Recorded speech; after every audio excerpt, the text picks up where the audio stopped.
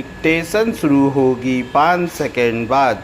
5 4 3 2 1 start. Ayodhya के राम मंदिर में चढ़ावा चोरी के मामले की ओर ध्यान आकृष्ट करने के लिए गत दिवस संसद परिसर में जो कुछ किया गया वह केवल विपक्षी दलों की सतही सस्ती राजनीति का परिचायक ही नहीं बल्कि संत समाज और साथ ही हिंदुओं की भावनाओं को आहत करने वाला भी है। जो हिंदू समाज चढ़ावा चोरी के मामले से पहले ही आहत है उसे और उद्वेलित करने वाले ये वही लोग हैं जिन्होंने राम मंदिर बनने का कभी स्वागत नहीं किया।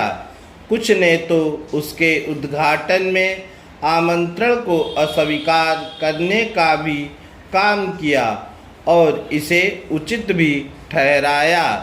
अब वे ऐसा दिखा रहे हैं कि चढ़ावा चोरी की घटना से सबसे अधिक दुखी वही हैं। इसके लिए उन्होंने जो स्वांग किया वह एक तरह से भगवा भेष धारण करने वालों को अपमानित करने वाला ही है। यह ध्यान रहे कि चढ़ावा चोरी में किसी संत का नाम नहीं आया है। दान हड़पने के मामले में जो लोग गिरफ्तार किए गए हैं और जिन पर अपनी जिम्मेदारी का सही तरीके से निर्वाह न करने के आरोप लगे हैं उनमें से कोई भी साधु नहीं है। इसके बाद भी संसद परिसर में सांसद पप्पू यादव साधु भेष में दान मांगते दिखे। उन्हें दान देने का नाटक राहुल गांधी समेत अन्य अनेक सांसदों ने किया। इनमें मुख्यतः सपा सांसदों की भागीदारी रही।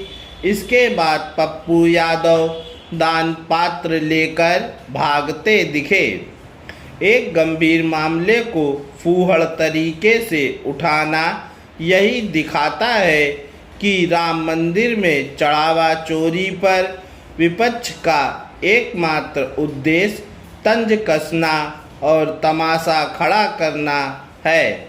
इस कोशिश में वह यह देखने को भी तैयार नहीं कि आखिर संत समाज और भगवा को अपमानित करके उसे क्या हासिल होने वाला है। ऐसा काम वही कर सकता है जो चढ़ावा चोरी के मामले से सही तरह परिचित न हो। इससे बड़ी विडंबना और कोई नहीं कि साधु बनने का स्वांग उन पप्पू यादव ने रचा जो केवल दागी छवि वाले सांसद ही नहीं हैं बल्कि उन पर हत्या के प्रयास, अवैध कब्जे करने, रंगदारी मांगने समेत करीब 40 मामले दर्ज हैं। इन मामलों का उल्लेख स्वयं उन्होंने पिछले लोकसभा चुनाव में अपने शपथ पत्र में किया था। राम मंदिर में चढ़ावा चोरी के मामले में विपक्ष ने केंद्र सरकार और विशेष रूप से गृह मंत्री अमित शाह को भी कटघरे में खड़ा करने की कोशिश की। आखिर उनका इस मामले से क्या लेना देना? क्या वे देश में हर कहीं चोरी गबन के लिए जिम्मेदार होंगे? स्पष्ट है कि विपक्ष चढ़ावा चोरी प्रकरण का इस्तेमाल केवल राजनीतिक रोटियां सेकने के लिए कर रहा है। इसमें कोई रोक नहीं, लेकिन किसी मुद्दे को भोंडे ढंग से उठाना ऐसा करने वाले की नीयत पर सवाल उठाता है।